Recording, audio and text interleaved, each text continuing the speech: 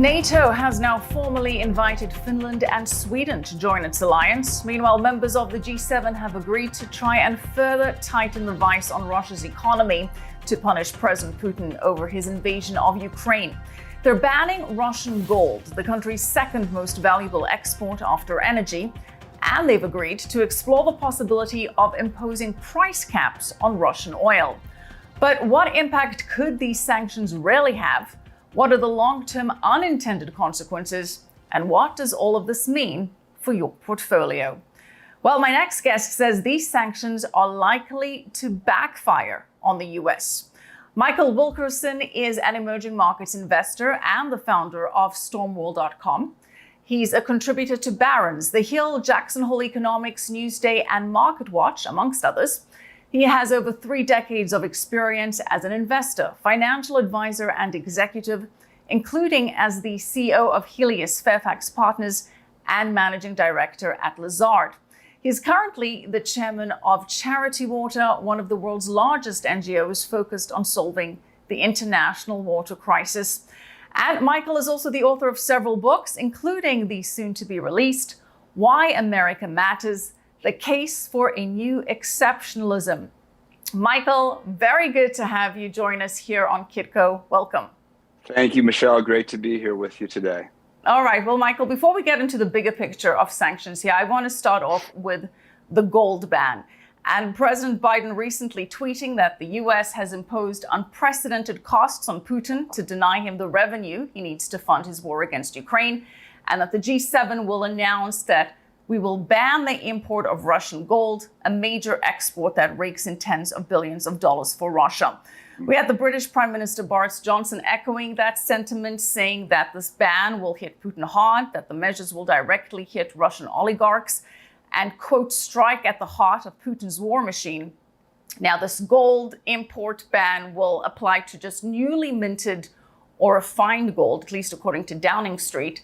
So big picture, what impact do you think this gold ban is going to have on Russia's economy when and if it does, in fact, go into effect? Almost none, very little. I think this is a largely symbolic gesture, consistent with a lot of the other gestures that have been made around trying to isolate the Putin regime and what's happened in Ukraine, which of course is horrible. When you look at gold specifically, Russia is the world's second largest producer. Exports do matter. It's about a $15-17 billion annual revenue item for Russia. A lot of that goes to the G7, Britain in particular. The announcement really comes months after the substance of this has already been in effect. So back in March, the London Bullion Dealers Association basically said that they were going to, they had deregistered, decommissioned, whatever the right word is, decertified Russian refineries, effectively taking it offline. President Biden himself in mid-April came out with an executive order prohibiting U.S. persons, U.S. entities from transacting in Russian gold. So in effect, these items have been in place for a while. Just like with oil, the West does not want to hold or trade in hard physical assets of Russia that they get stuck with at the end of the day. Compared with oil and gas, while it is their third largest or one of their largest export items, I don't think it's that consequential. Just like with oil and gas, and we'll probably talk about that a bit more, I imagine that Russia will find another home for it. I think if I may add one thing, it's important to note that since around 2018, both Russia and China have been substantially increasing their domestic gold reserves for their central bank. Russia has officially said that they're going to source a lot of that increase from domestic production. So at least over the short term, I have a feeling that Russia will be quite content to stash that gold away in its own central bank. They did announce a couple months ago, that they intended to work on a plan to back the ruble by gold and other commodities. So between domestic use for the central bank and increasing their reserves and then finding other markets, whether it's China, India, or otherwise, I have a feeling that Russia is going to find a way to navigate around this new type of sanction. Right, lots of points that you made there, but ultimately a symbolic gesture. Russia's going to keep its gold anyway, as it has been, and that's probably why we didn't really see the gold price move on this news. I think that's right. Now, why the gold price hasn't moved, I think, is a much bigger question and a conundrum. I know your viewers are quite expert on this and have thought a lot about it. It didn't move. Now, keep in mind that Russia represents a relatively small portion of the global export market for gold, somewhere between 3 and 5%, depending on who you look to. But I've been pretty bullish on gold for the last 2 years in this difficult environment. I've been shocked at how little it's moved on any news. That's a broader conversation. I know you've talked about it with some of your other guests, Right. But I guess in retrospect, given that history over the past 24 months, in some ways, I'm not terribly surprised, given the lack of real substance here to what this was really about, and then a much bigger and broader issues going on in the gold market around the world. Right. As you say, a lot of factors impacting the price of gold. The strong US dollar is certainly one of them. Let's talk about this oil cap, because the G7 is also trying to get some consensus there. And the idea is for G7 countries to say to Russia, we'll buy your oil, but we will determine the price, because they still want to allow Russia to earn enough to continue exporting, but to not cause any more supply issues. So it's not giving Russia enough money to fund its war, but not disincentivizing Russia from selling to them entirely because they need the supply. So now these price cap proposals, Michael, they're ranging from a few dollars above the so-called break-even price, which is about $42 a barrel, to using an average of last year's global oil price of around $70 per barrel for price cap. Now, assuming that the G7 actually agrees to this and comes up with a price ceiling, do you think that this is actually going to work? I'm about ready to jump out of my chair on this one. This one, when I first saw it, made me laugh out loud. I really tried to understand it in good faith and give the G7 leaders some credit here. I couldn't do it. I can't find any other thought than this is some form of magical thinking. Oil trades in a market. It's a global market. It involves producers, consumers, actions all over the world. So let's think about it this way. First, the West says, nope, we are not going to buy your oil. There you are. You're stuck. You're going to have to ease off and back away from Ukraine, do whatever their ultimate objectives are. But then later say, no, wait, we've got a better idea. We'll allow you to sell there, but you got to give it to us at a really good price. That sounds like a great deal. There was a lot of talk from the leaders after the G7 leaders after the meeting saying, well, this is very complicated. We've got to go away and think about it. We've got to have some conversations. It'd be great if the producing countries would agree to this. I said magical thinking because this is something where in a free market, obviously there are a lot of factors in a big global market like oil. I was confounding gold and oil there. Maybe there's a reason. Oil trading today somewhere between $110, $120 a barrel. I heard, as you said initially, they were talking, well, what if we said 75, 80, other numbers? You cannot force Russia or anybody else to sell at any price in this market. If you look at what's happened since the oil and sanctions were put in place, effectively, while Russia did have some dip in March, April, production is coming back. I think they're pretty close to 12 million barrels. Excuse me, that's high enough to the 10 million barrel number.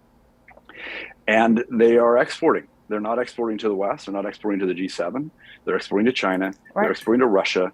They're exporting, to India. Yeah. And other parts around the world. Gold's a little bit of a different dynamic because of the potential for domestic consumption. They seem to be finding a market. There is no way that, again, in a global market, that the G7 leaders, the US, President Biden, can force a particular price. We saw on the producer side, OPEC was able to do that for a time in the 70s, given the cartels. OPEC is a cartel that was put in place. What the G7 is proposing is a buyer's cartel. But again, to the extent that Russia has alternatives, which they do, I think they will be very ineffective. And this one, you can debate the merits of some of the other things. This one caught me a bit off guard, and it illustrated to me, unfortunately, that I think our leaders of the West are somewhat disconnected from market dynamics, market realities that are bigger than any single nation and even bigger than the collection of leaders that represented the G7. Yeah, it's all very well saying we want to buy oil at a price that we determine, but if there are other buyers involved and they don't like that price and the seller doesn't want to cooperate, well, then it doesn't really count for much. As you say, a buyer's cartel is one thing, a seller's cartel is another. And you mentioned OPEC. And OPEC, in fact, obviously came up during the recent G7 meeting. We had French President Macron. He was caught on camera accidentally telling Biden that he's been told by two OPEC oil producers, Saudi Arabia and the United Arab Emirates, that they can barely increase oil production. So trying to ask them to do so isn't going to really yield much of a result. And we know that Biden is scheduled to visit Saudi Arabia in July to ask for an increase in oil production. And this is, of course, after he was very critical of the Crown Prince Mohammed bin Salman, calling him a pariah. And now he'll be begging the Saudis to increase productions. And, you know, Michael, one of Biden's first moves in office was canceling the Keystone XL pipeline, banning new oil and gas leasing on public land, stopping the sale of several drilling areas in Alaska and the Gulf of Mexico. And because of that, the Republicans say that Biden has put the U.S. in this position. The Biden administration, the Republicans are saying that Biden has effectively waged war on domestic energy production. Do you agree with that? I do agree. They're not wrong. If you look back at what's happened over the last few years, you know, for the first time, America achieved energy independence under the Trump administration. Fracking was booming in the industry. Gas was at $1 something a gallon. I think gas prices have tripled in the last year or two. And if you look at the cumulative effect, Keystone XL is the marquee example, but there are many, many others. You mentioned leases on federal land. I think even more pernicious is the vast swamp of regulatory barriers that keep the domestic oil and gas industry from actually functioning. The red tape, the bureaucracy, the difficulty of actually making progress. It's hard to point a finger in a swampy bog and say, well, it was that stump that did it, or it's that branch that tripped me up. But along the way, it wears you out. It makes it almost impossible to get anything done. You know, there's been almost no new refining capacity come on in this country since the 1970s. The CEO of Chevron pointed that out a couple of weeks ago. It's all been on the margin. The vast trajectory here has been to impede and limit U.S. energy production with a somewhat, again, magical thinking, a fantastical idea that we can switch overnight to a green economy. Now, I'm all for renewable energy. We've invested in renewable energy. They're great ideas, but they are ideas at the moment. And there is no administration that is powerful enough to make the sunshine at night or the wind blow based on executive order. It's just not possible. We have to have our oil and gas industries functioning and healthy for our economy and for our national security as well. And I do believe that you're right, and the criticisms are correct, that the steps, whether individually or in the aggregate, are undermining our core strength as a nation, our core strength as an economy. And it's sad. It's sad for me. Well, yeah, the Biden administration has made it very clear that they intend to decarbonize, setting their so-called clean energy goals, which many are saying are, well, a tad unattainable, lofty, or magical, as you would like to say. And we're seeing a similar phenomenon in Europe. But addressing this criticism from Republicans, President Biden made a recent speech trying to rebut it. So I want to play this clip and then get your response on the other side. I know my Republican friends claim we're not producing enough oil, and I'm limiting oil production. Quite frankly, that's nonsense. Here's the truth. Just this month, America produced 12 million barrels of oil per day. That's the highest, that's higher than average under my predecessor. And we're on track to set a new record for production next year. Plus, I've added to that supply of oil by releasing a record 1 million barrels of oil per day from what's called the Strategic Petroleum Reserve. In fact, I just led the world to coordinate the largest release of global oil reserves in history, including from other countries. In total, that's 240 million barrels to boost global supply. And Republicans falsely claim that I'm blocking production on federal lands. But again, that's nonsense. Industry has more approved permits for production on federal lands than they can possibly use. That's a fact. All right, we want to be fair here on Kitco. So, Michael, what do you say to that? Well, I wrote recently about the Strategic Petroleum Reserve, and I called the actions of the executive of the administration a folly. And I believe it is a folly. You know, the Strategic Petroleum Reserve was put in place following the Arab embargoes, following the inflation of the 1970s, when the U.S. came to realize we're dependent on foreign oil, we're dependent on foreign powers that may not always have our interests at heart. The result of that was to create the Strategic Petroleum Reserve. Its purpose was to provide a buffer to an anticipation of the potential of a substantial, significant supply disruption that would greatly impact the U.S. economy. It was never intended as a means of price control. It was never intended as a political tool to, by easing the pain at the pump, to help one political party over another. Never in the history of the Strategic Petroleum Reserve has there been more than 30 million barrels released in any given year. In the mid-1990s, President Clinton authorized a release for certain amounts. His own Treasury Secretary, Larry Summers, came out and made this point that this is not something that should be used for political purposes. It's something that should be used for the nation's national interest. President Biden has said that he will release 180 million barrels of oil. He had already released a significant portion, it's 30 or 50, I forget which, in November of last year. The net effect of all that, if he follows through on it, it's very clear he intends to, is going to be to reduce the Strategic Petroleum Reserve to basically half capacity, to a point that would require an additional level of clearance under the authorization to go any further than that. But it's extremely dangerous. So basically what we're doing is draining our reserve, the national reserve, in advance of any real emergency. Now, gasoline prices, it's a problem, and we're all feeling it, we're all suffering from it. I'm not a fan of high gas prices, but I would argue that the reserve is a strategic asset, not an economic asset. We are using something that we may need in the future shortly in a real emergency. And the irony of it is it actually isn't helping prices at the pump. It actually isn't helping supplies. If you look at supplies in the U.S., that oil supplies are actually going down. I saw today that Cushing is just reportedly above its operational level and will have to replenish.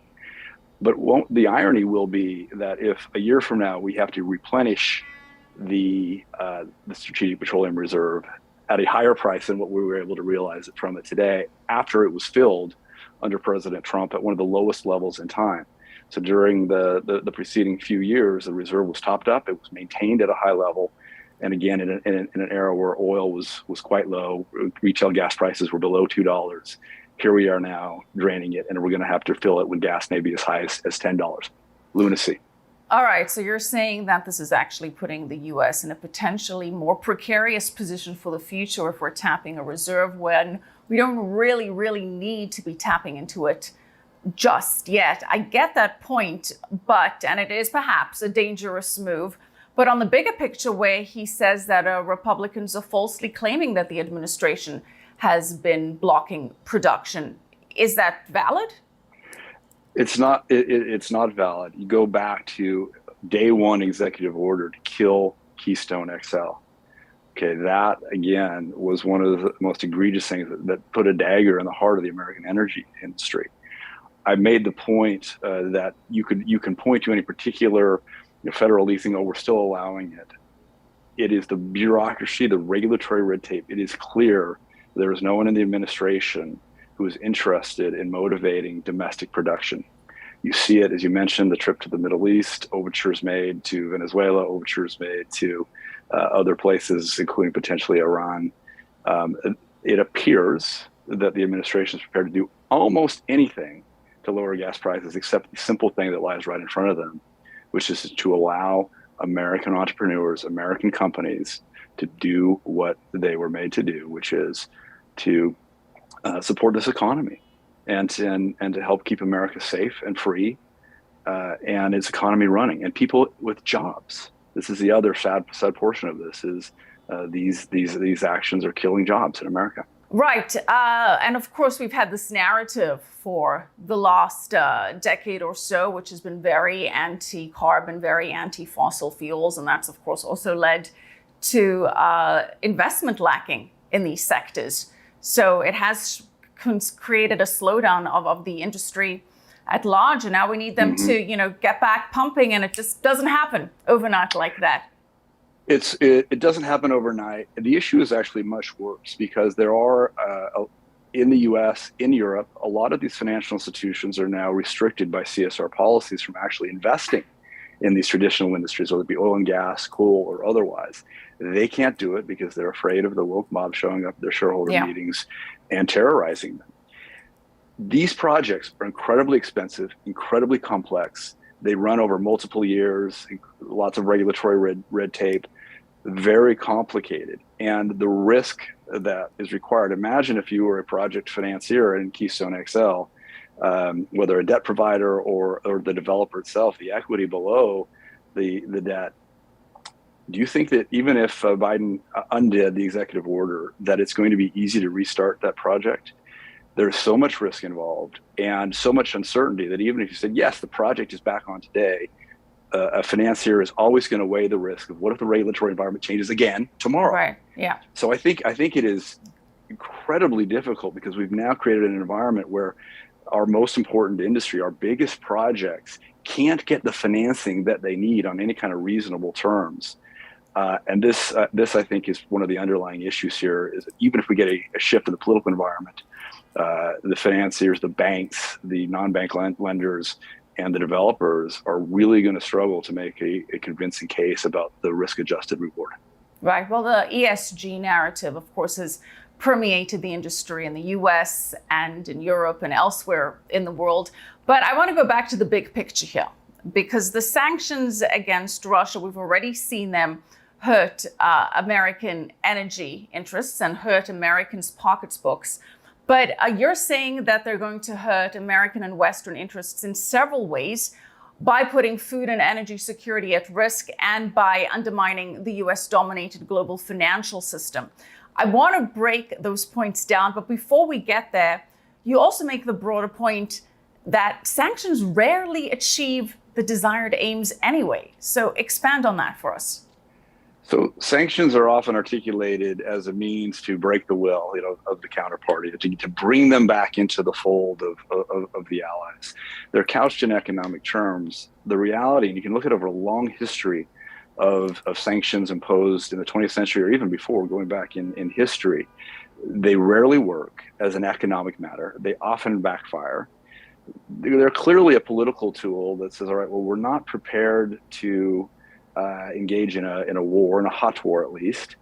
What can we do to signal to the enemy, to ourselves, to our people that we're not going to stand for this? We're not going to trade with the enemy, certainly. What can we do? The problem is, and I think it's specific now to Russia, is that they've been thinking about this for a very long time. We can get into this to the extent you'd like. That they have, in my view, been working since 2014, the Crimean invasion, and sanctions were imposed by the West at that time. Russia has worked for the last almost decade to sanction-proof its economy. The simple point I would make is that sanctions rarely work because of the impact tends to be borne by the sanction-imposing country. We see it in energy prices. We're likely going to see it in food shortages and rationing going forward in the summer, which will be a terrible and unnecessary event. I think the thing that we have to remember, and it's not being said to the public, to the American public or the European public, is that sanctions are a form of war. They are. Blockades, embargoes, sanctions, short of a hot war, they are a wartime activity. And I don't believe the American people have voted for that or support it. Most Americans didn't want us to go into, to engage in a war over Ukraine, but we've done so. And so I think we have to remember that context, that certainly from Moscow's perspective, they see this as an act of war, along with everything else. I don't want to get ahead of the conversation, but I think that's an important point to make. All right. So if sanctions are an act of war, and certainly Putin has described it as an act of economic warfare against his country, and you say that they ultimately don't work, what can be done then? Why are they being implemented, and what can be done? I mean, are you advocating for a kinetic war? Are you advocating for cyber war? Are you advocating for no approach at all? Actually, not advocating for anything. I think we have to ask what our goals are, and the goals are unclear. At a minimum, our leaders have publicly said that the goal is to get Russia out of Ukraine, but they've also now increasingly said our objective is to remove Putin from power, to destabilize the regime and get him out. It's interesting that there has been limited willingness to engage with Russia in any kind of negotiation, either before the invasion or now, which would be a step that perhaps would leave, one, Putin in power, two, Russia controlling some portion of Ukraine. We seem to be, as the days and weeks and months go by, doubling down on an all or nothing campaign. We're increasing the lethality of the types of weapons and provision supplies that are being provided to Ukraine. We're now sending troops, American troops, to Europe to support NATO. From what? I'm not sure. Do we expect that Russia is now going to invade Germany as well? I don't think those things are going to happen. But my concern here is that we seem to be doubling down on an effort to completely take out the Putin regime, undermine Russia as a nation altogether. Any cornered rat will fight to the death. And by pushing Putin and the government into a corner with no diplomatic off-ramps, no chance to negotiate a solution, I think we're making a mistake, that we are at an eerie parallel to 1914, sleepwalking into disaster, to quote, I think, the name of the book, that we are increasing the risk to the West of a real, even if it's an accident, increasing the risk to the West, increasing the risk of an energy crisis in Germany and much of Western Europe. It gets about half of its natural gas from Russia. Russia already shut off a portion of the supply earlier this month, earlier in June. It's probably not in their economic interest to go all the way on that, but in their strategic interest, if they're backed in their corner, they could, and that would be devastating for Germany. So I'm not advocating for a particular solution. What I am saying is, let's be very clear about what we're doing and why, and that its consequences are rebounding on the U.S. and on Europe. I am very concerned that we're on a path from which we may not be able to return. The insistence that we get an all or nothing outcome here, I think is not going to work. So you don't see a diplomatic off-ramp being offered to Putin? I'm not involved in those conversations. There may be some that exist. The opportunity to reach an agreement with Russia, with Putin, was before February, before there were boots on the ground. Now, any negotiations were going to be done at the point of bayonet. Right. And it's a terrible position for the West to be in. So they're looking at all these other things. What else can we do? What else can we do to squeeze it? We've seen recently, in the last couple of days, that NATO has agreed, thanks to Turkey's changing of their minds, to allow Finland and Sweden to accede to NATO. There is a strong argument that says the entire reason that Russia actually invaded Ukraine was because of this push by the West to bring Ukraine on Russia's borders into the EU, into NATO. And now we're again doubling down on that by bringing in two other countries very proximate and very much in Russia's strategic sphere, which is only going to intensify the issue, the original motivation behind the resistance. I think what we could have done, and what John Mearsheimer pointed out 10 years ago, almost 10 years ago now, was to abandon that strategy and to allow a buffer zone to exist where Ukraine was neither tea nor coffee, somewhere in between, and a neutral non-threat. I think that's the only way that Ukraine was going to be able to stay independent, and that independence is very unclear today. Right. And if those diplomatic concessions regarding Ukraine's neutrality are offered at this point, you have thousands, tens of thousands of lives that have effectively been lost for nothing. As you say, maybe the time for some kind of outreach was when Putin was amassing troops on the border back in February. But that's hindsight, I guess, even for perhaps the Biden administration. But a real tragedy. You're right. It's the human tragedy here is incomprehensible. Yeah.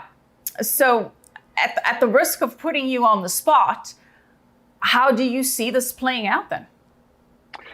Badly. I think I would love to be wrong on this, but I am concerned that this escalation, this escalation in terms of commitment, escalation in terms of armaments, taking actions that are clearly provocative and poking the bear, so to speak, in terms of NATO, Sweden and Finland, continuing to impose new rounds of sanctions. Interestingly, for the last several years, you mentioned weaponizing the dollar. The U.S. and the West, with the U.S.'s pressure, has been using SWIFT, the interbank payment messaging system, as another tool in the arsenal, in the sanctions arsenal. Now, the majority of financial flows around the world are made in U.S. dollars. The majority of them are done through SWIFT. In 2014, again after the Crimean War, Russia, China, India, and others saw what the U.S. had been doing, increasingly using SWIFT, which should be a neutral pipeline, right, to allow one party to communicate with another, no loyalties at all, but turning SWIFT into a tool of war.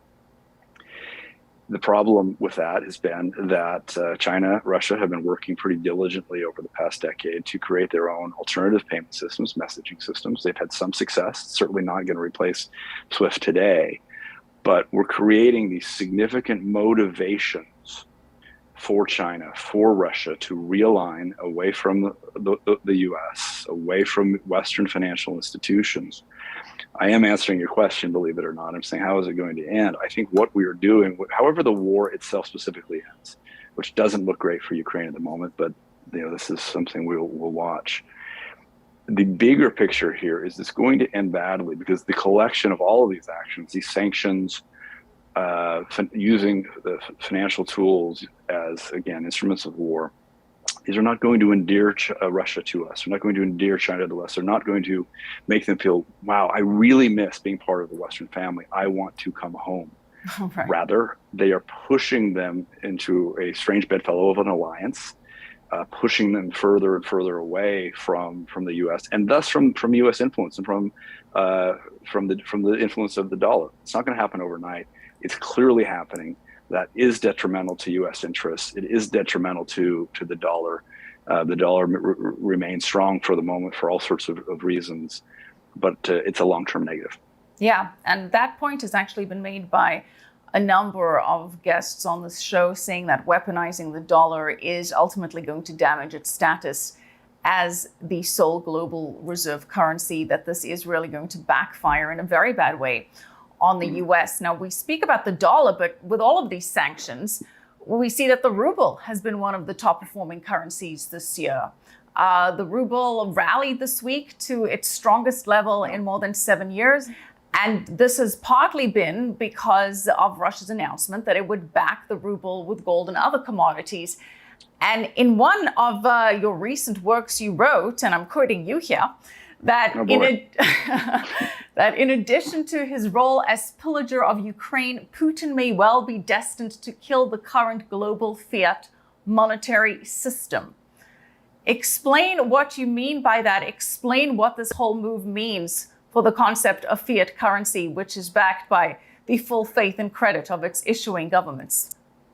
Sure. So, this is a much longer and complicated conversation, but essentially in the 20th century, under Keynesian economics, the West was increasingly convinced that it needed to move off the gold standard to become a fiat currency that was based solely on the good faith and credit of its governments. That worked for a long time, but it also enabled those governments to increasingly run deficits, increase their debt. And the system works as long as it works, which is as long as everyone believes in the system itself. What destroys it is excessive government debt and the inflation that accompanies it. And just for a bit of explanation, so what Russia have done is they have announced the intention. It's a plan. It's not effective yet. They may not be able to pull it off. But if they do, what they are trying to do is to back the ruble by gold and other commodities. So not exactly going back on the gold standard. We talked earlier about how they are accumulating gold reserves, but basically to make the ruble, for the first time of any major currency in a century, actually backed by something real. That is completely opposite of what the G7, of what the Western countries are doing, and it is a threat to them because it actually begins to signal the lack of consensus on what makes money and what makes government issued money. That lone voice of a reasonably large country moving away from this idea that it doesn't matter. We don't have to have gold. We don't have to have any other real hard assets reserve. Trust us, it'll be okay.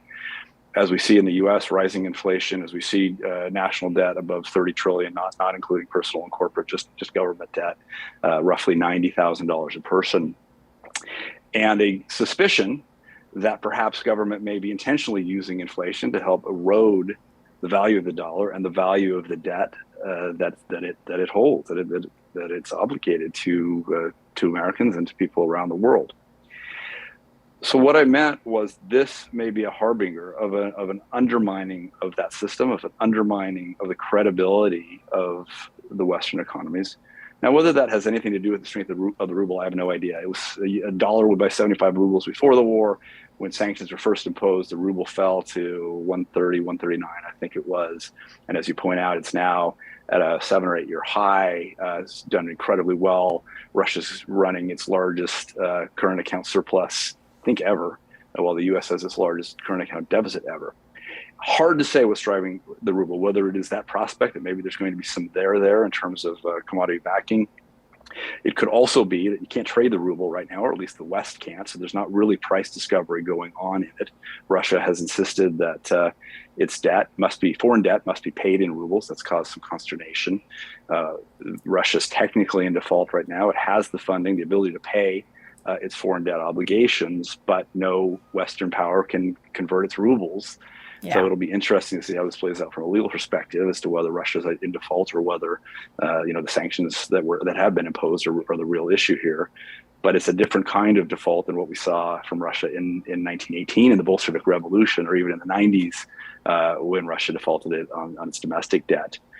But I think the real question here that you're raising, the bigger picture, is the global monetary system and whether the fiat system is cracking, it's certainly under strain. And we'll see how it plays out.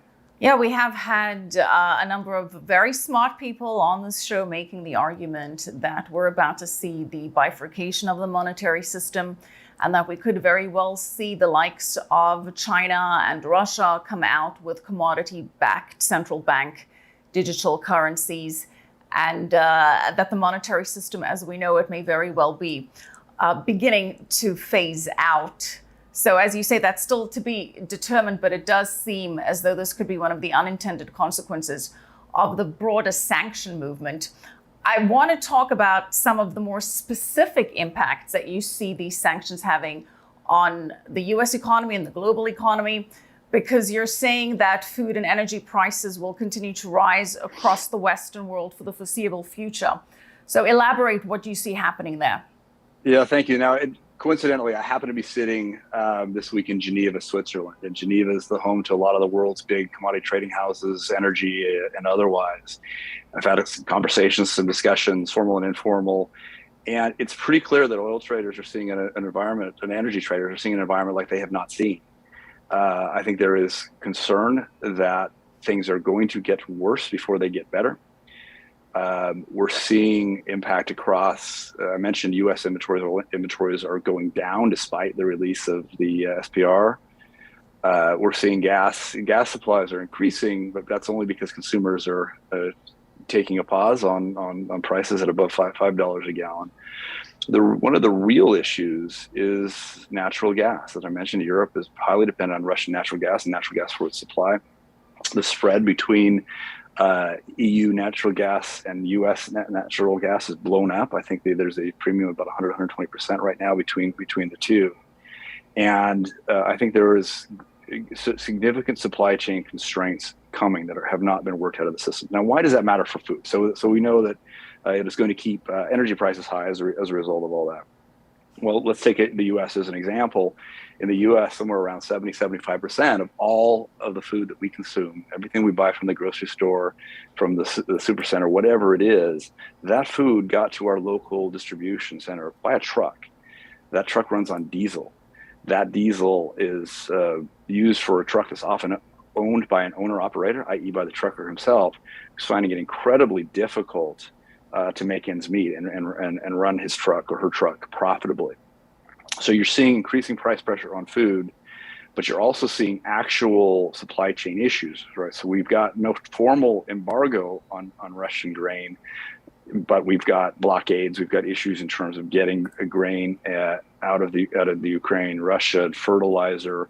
We had the head of the African Union come out about 4 weeks ago and point to this as an issue, point to SWIFT as an issue, and that the African nations are not able to use the SWIFT network to pay Russia for fertilizer, to pay for these products upon which many of the African nations depend. And he was raising a bit of an alarm, saying this is not just about prices. This is a food security issue. Right. America may be in a different position. We have an abundance of food stock. We're a big producer of grains, big producer of all kinds of things. But globally, it could be a real issue. And I don't think the U.S. can escape it from rising prices, potentially with the risk of shortages or even rationing, which would be unprecedented, unbelievable. But I don't think one can completely take it out of the view of potential outcomes and risks here. Yeah, and it's interesting, Michael, that you say African nations are saying we can't use SWIFT to pay Russia, which goes back to your other point that they're just going to come up with another system where they can pay Russia, and that's going to cut the U.S. out of the picture. But another thing that I want to focus on, of course, is the inflation that we're seeing in the U.S. And we know the Fed is trying to bring down inflation by raising rates. We've recently had the Fed's preferred inflation measure coming out at a multi-decade high. Core personal consumption expenditure prices rising 4.7% from a year ago. It was 0.2 percentage points less than the previous month, but still around levels last seen in the 1980s. Mm-hmm. So can the U.S. bring down inflation and maintain sanctions? Could that even happen? Might be able to do it by maintaining sanctions, but they cannot do it without without a real recession. If you look at what's happened, a couple of things. So just as a background, I started writing about the inflation issue in the middle of 2000. Everyone said, you're crazy. It's not going to happen. We've had 30 years of deflation. Everyone said inflation was going to come after the global financial crisis. There are some big issues at play here around U.S. inflation. And by the way, the U.S. statistics on inflation, we're leading the world. Right now, our inflation is higher than anywhere in Europe. It's higher than the UK. It's very unusual. A very unusual situation. It's been rising for well over a year. I know there's been a lot of talk around, well, this is Putin's inflation. Inflation hit 5% back in August of last year. It hit 7% in December, long before the invasion occurred. The issue here, if you'll allow me, is we have to go all the way back to the global financial crisis. From 2007 until now, the combined forces of quantitative easing and stimulus policies, all of the money that has been pushed into the U.S. economy over 15 years equates to a roughly tripling of the total U.S. dollar money supply M2 basis from 2007 to today. Tripling, okay? Now, prices haven't risen or didn't rise through the crisis initially, and people dismissed inflation as a result and said, oh, well, see, we can increase the money supply. Nothing will happen. This is the whole idea behind modern monetary theory, a complete lunacy of an idea that basically says the government can run deficits every year. We can increase our national debt. It doesn't matter because we can always issue more.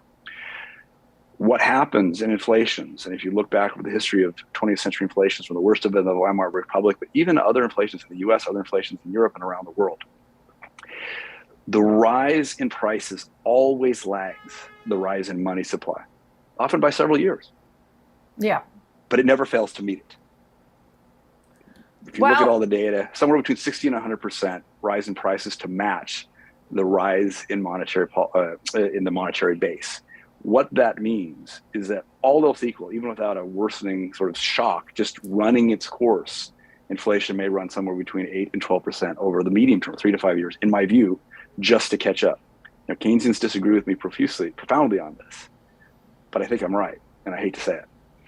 Yeah, it's not right. It's not a good feeling to be right when you're making those kind of forecasts, but the data does tend to support you, certainly the historical data, and if we project it forward. So, of course, Michael, you have at least 3 decades of experience as an investor as well. And how should investors then be positioning themselves in this potentially stagflationary environment if we've got a recession looming, if not already here, and inflation being very stubborn due to fiscal and monetary policies in the US, and of course, the geopolitical factors and sanctions that we've discussed?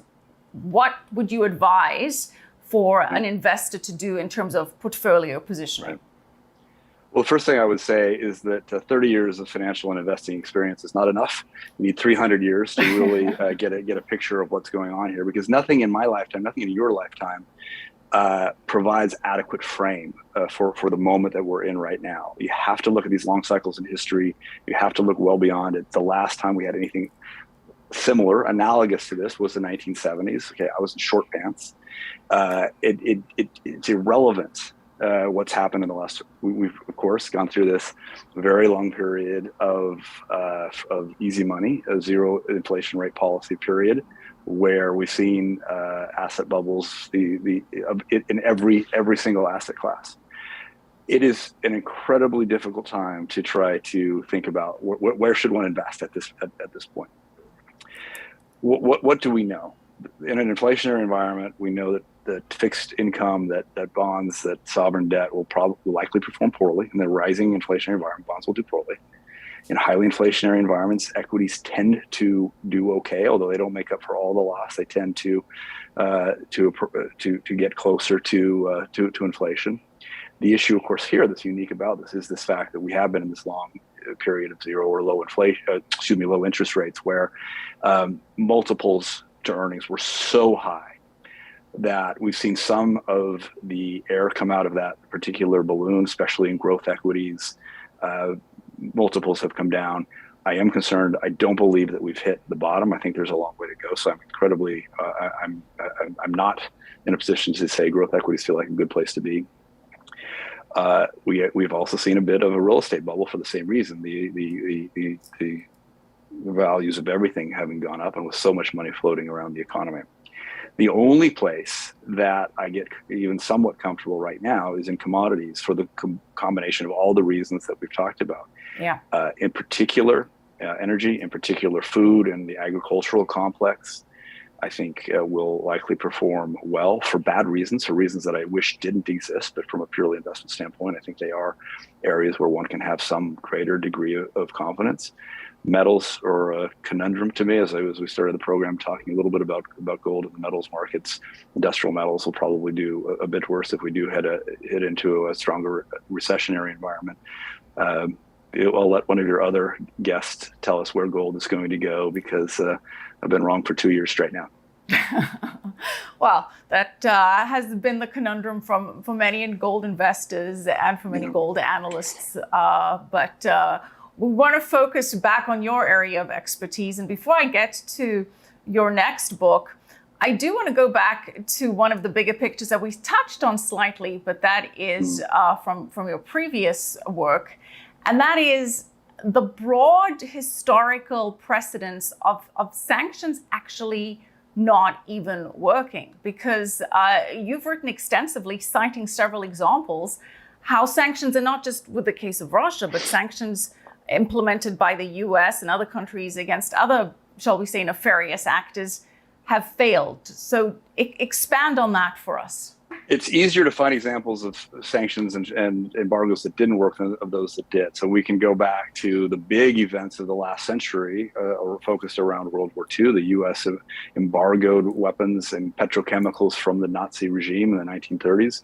What was the effect of that? Well, basically, the Nazi regime began to look to domestic sources, began to develop alternatives to traditional cracking of petroleum, and are actually successful in developing their own industrial base.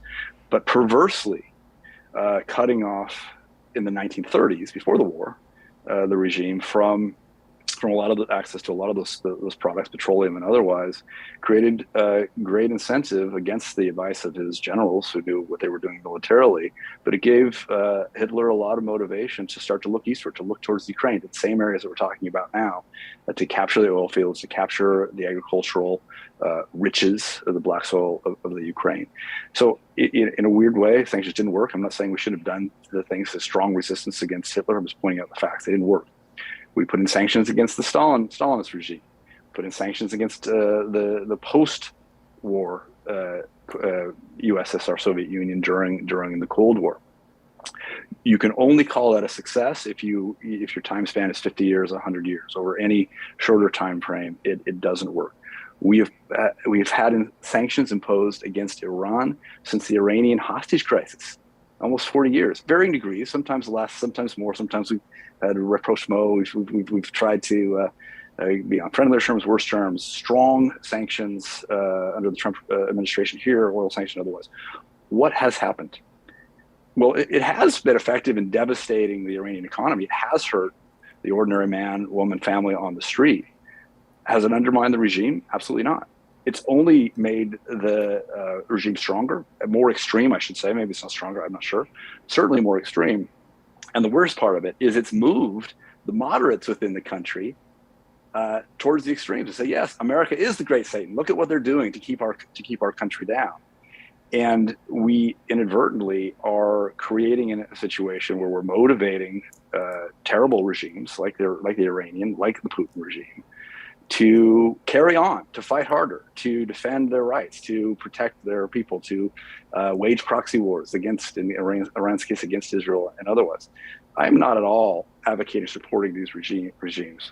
I am saying we have to really think about the underlying consequences of these actions. Are they carrying out their desired effect? And my main point is they don't work.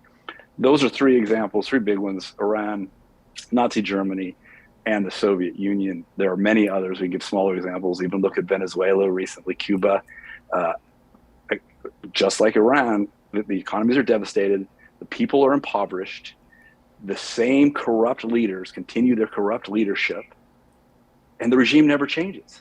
So what are we doing? What are we really trying to accomplish? I am sure that it is not in the hearts of the American leaders, the Western leaders, to devastate the populations of these countries, but that's what we're doing. We are hurting ordinary men and women, and we're not really impacting the regimes, the leadership, in the way that we think.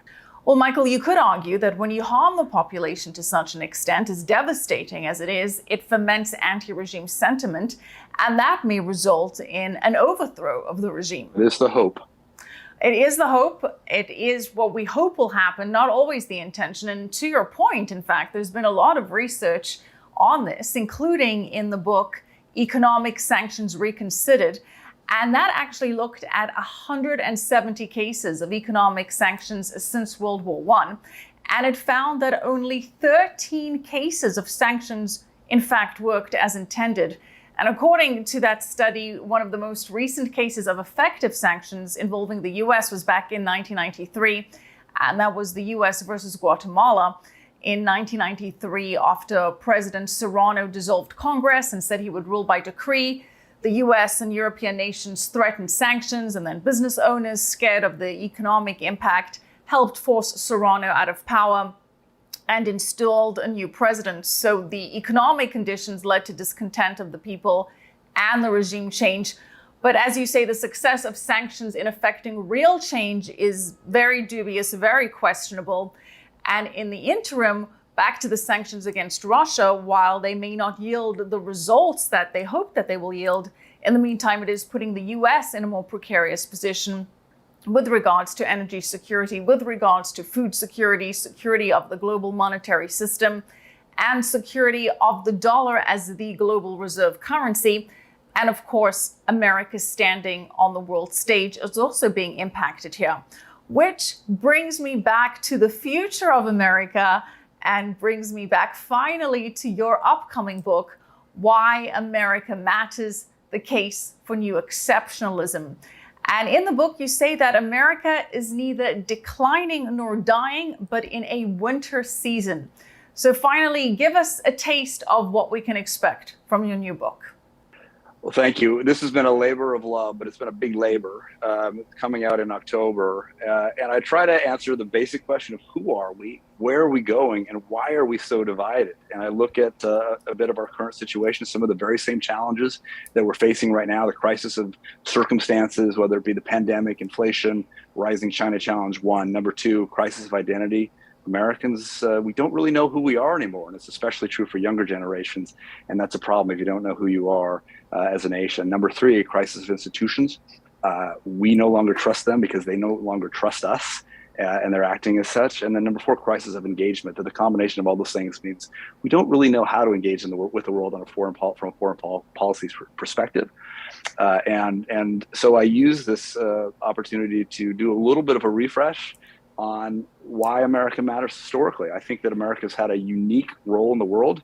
There's a lot of criticism of American exceptionalism because of the arrogance that occasionally came along with it, because of periods of when that exceptionalism was expressed more as an imperialism.